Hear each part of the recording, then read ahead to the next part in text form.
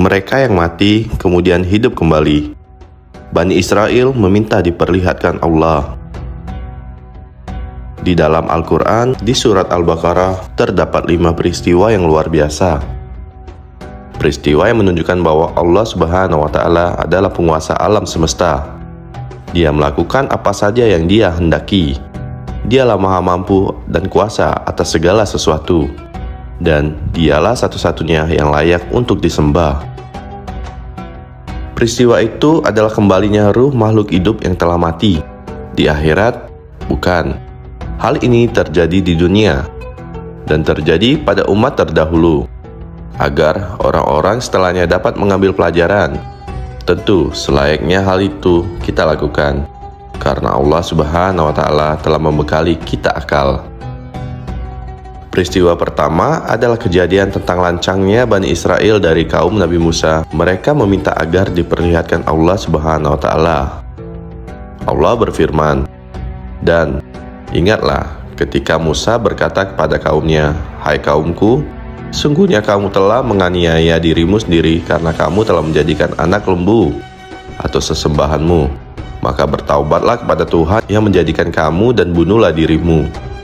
Hal itu adalah lebih baik bagimu pada sisi Tuhan yang menjadikan kamu, maka Allah akan menerima taubatmu. Sesungguhnya Dialah yang Maha Penerima Taubat, lagi Maha Penyayang.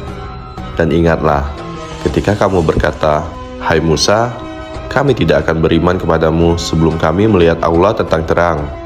Karena itu kamu disambar halilintar, sedang kamu menyaksikannya. Setelah itu kami bangkitkan kamu sesudah kamu mati, supaya kamu bersyukur.' Quran Surat Al-Baqarah ayat 56. Awal cerita. Kisah ini bermula tatkala Nabi Musa alaihissalam dipanggil Allah Subhanahu wa Ta'ala untuk menerima wahyu. Sebelum menuju Rabb-nya, Musa menitipkan Bani Israel kepada saudaranya Harun alaihissalam, agar Harun mengawasi, mendidik, dan membimbing mereka, dan jangan membiarkan mereka berpaling kepada kekufuran. Apalagi gelagat penyimpangan sudah tampak ketika baru saja mereka selamat dari lautan dan menyaksikan Fir'aun dibinasakan. Bani Israel berkata, "Dan kami seberangkan Bani Israel ke seberang lautan itu." Maka setelah mereka sampai kepada suatu kaum yang tetap menyembah berhala mereka, Bani Israel berkata, "Hai Musa, buatlah untuk kami sebuah Tuhan atau berhala, sebagaimana mereka mempunyai beberapa Tuhan." Musa menjawab, "Sesungguhnya kamu ini adalah kaum yang tidak mengetahui sifat-sifat Tuhan." Quran Surat Al-A'raf ayat 138. Benar saja, Bani Israel mewujudkan kekhawatiran Musa. Nikmat besar dari Allah Subhanahu wa Ta'ala diselamatkan dari Fir'aun terlupa begitu saja. Tampillah seorang dari kaum Nabi Musa yang bernama Syamiri. Ia bukanlah seorang Bani Israel, namun ia mampu mempengaruhi mereka dengan cerita rekan nafsunya. Samiri mengajak Bani Israel menyembah sebuah berhala emas yang berbentuk sapi. Allah Subhanahu wa Ta'ala berfirman, "Dan ingatlah ketika kami berjanji kepada Musa memberikan Taurat, dan sesudah 40 malam lalu kamu menjadikan anak lembu sesembahan sepeninggalnya, dan kamu adalah orang-orang yang zolim." Quran Surat Al-Baqarah ayat 51. Saat Bani Israel lari dari Fir'aun, sebagian dari mereka mencuri emas dari negeri Mesir. Lalu setelah melintasi laut, Musa memerintahkan agar membuang emas tersebut, karena harta itu tidak halal untuk mereka.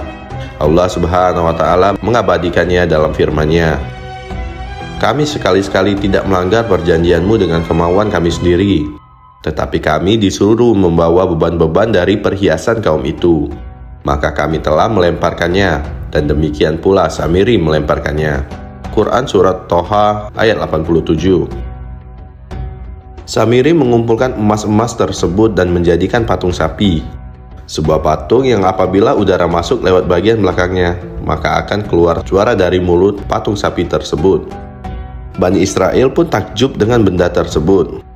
Samiri berkata kepada mereka, "Ini adalah Tuhannya Musa, Tuhan yang dia pergi untuk bertemu dengannya." Allah berfirman, "Kemudian Samiri mengeluarkan untuk mereka dari lubang itu anak lembu yang bertubuh dan bersuara. Maka mereka berkata, 'Inilah Tuhanmu dan Tuhan Musa,' tetapi Musa telah lupa. Quran Surat Toha ayat 88. Alangkah cepatnya mereka tergelincir, padahal mereka telah menyaksikan kekuasaan Allah Subhanahu wa Ta'ala dengan indera mereka. Mata mereka melihat kejadiannya, telinga-telinga mendengar gemuruhnya, kulit-kulit mereka merasakan suasananya. Namun pengingkaran pun tetap terjadi. Demikian pula umat ini, umat yang telah diutus sebaik-baik utusan, Muhammad SAW, umat yang telah diterangkan kepada mereka Al-Quran. Mata dan telinga umat ini telah mendengar apa yang terjadi pada umat terdahulu, pula akan tergelincir jika mereka lalai dari ketaatan. Nabi SAW bersabda, "Bersegeralah melakukan amalan soleh sebelum datang fitnah, seperti potongan malam yang gelap, yaitu seorang pada waktu pagi dalam keadaan beriman dan di sore hari dalam keadaan kafir. Ada pula yang sore hari dalam keadaan beriman dan di pagi hari dalam keadaan kafir." Hadis riwayat Muslim nomor 118. Sekembalinya Musa dari menerima wahyu, ia melihat kejadian yang sangat buruk itu. Ia sangat marah. Tanpa sadar, ia lemparkan wahyu yang baru saja ia terima, wahyu yang berisi kalamullah. Dan tatkala Musa telah kembali kepada kaumnya dengan marah dan sedih hati, berkatalah dia, "Alangkah buruknya perbuatan yang kamu kerjakan sesudah kepergianku. Apakah kamu hendak mendahului janji Tuhanmu?" Dan Musa pun melemparkan luh-luh atau Taurat itu. Quran Surat Al-A'raf ayat 150. Lalu ia temui saudaranya Harun yang telah ia amanati untuk menjaga kaumnya. Dan Musa memegang rambut kepala saudaranya sambil menjambaknya ke arahnya. Quran Surat Al-A'raf ayat 150. Bani Israel tidak berani melakukan perbuatan buruk itu tatkala Musa alaihissalam berada di tengah-tengah mereka.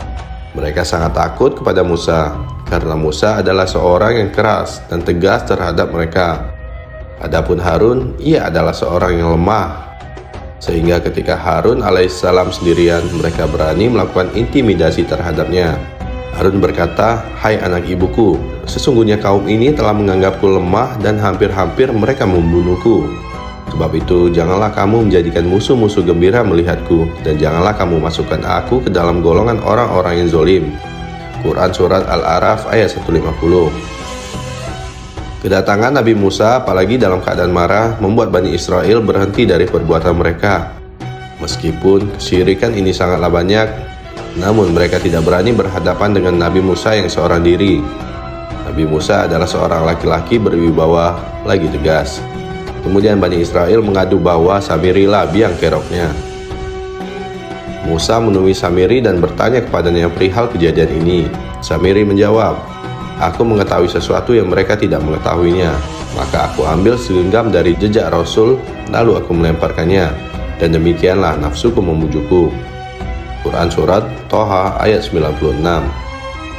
Rasul itu adalah Jibril. Samiri melihat Jibril menunggang kudanya sesaat setelah Bani Israel keluar dari laut yang terbelah itu, saat Firaun dan tentaranya merenggang nyawa ditelan gelombang. Taulah Musa apa yang sebenarnya terjadi, dan suara yang keluar dari patung lembu itu karena bekas yang ditinggalkan oleh kuda Jibril. Kemudian Nabi Musa membakar berhala tersebut. Patung sapi itu pun musnah. Bani Israel diperintahkan untuk bertaubat. Mereka berkata, "Kami bertaubat wahai Musa." Nabi Musa menjawab, "Bunuhlah diri kalian." Quran Surat Al-Baqarah ayat 54. Atas perintah Allah datanglah gelap dan sinarlah cahaya. Lalu mereka yang bertaubat tadi pun saling berperang. Ada yang menyebutkan hingga 70.000 dari mereka tewas terbunuh. Inilah taubat di sisi Allah untuk mereka, untuk dosa keji yang mereka perbuat setelah anugerah kemenangan atas Fir'aun. Kemudian kegelapan itu sirna. Bani Israel berkata, "Wahai Musa, apakah Allah sudah menerima taubat kami?" Musa menjawab, "Allah telah menerima taubat kalian. Namun aku akan memilih berapa orang di antara kalian. Saya memilih 70 orang dari kaumnya pada waktu yang telah kami tentukan." Quran Surat Al-A'raf ayat 155. Musa pun mengajak pergi 70 orang terbaik dari Bani Israel ini. Musa berkata kepada mereka, "Tunggulah, aku hendak bermunajat kepada Robku." Mereka menanggapi, "Apakah kami juga mendengarkan ucapan Robmu? Kami harus turut mendengarnya." Musa berkata, "Marilah, ikutlah bersamaku." Lihatlah betapa sayangnya Musa kepada mereka dan betapa lancangnya mereka kepada Allah dan Rasul-Nya. Musa bermunajat kepada Allah dan Allah pun berdialog dengannya. 70 orang itu mendengar kalam Allah. Kemudian dengan tanpa adab mereka kembali angkat bicara. Wahai Musa, siapa itu yang berbicara denganmu? Musa menjawab, dialah Robku. Lalu mereka menjawab, hai Musa, kami tidak akan beriman kepadamu sebelum kami melihat Allah dengan senyatanya. Quran Surat Al-Baqarah ayat 55. Perhatikan, inilah keadaan orang-orang terbaik dari kaum Nabi Musa. Betapa buruknya perangai mereka.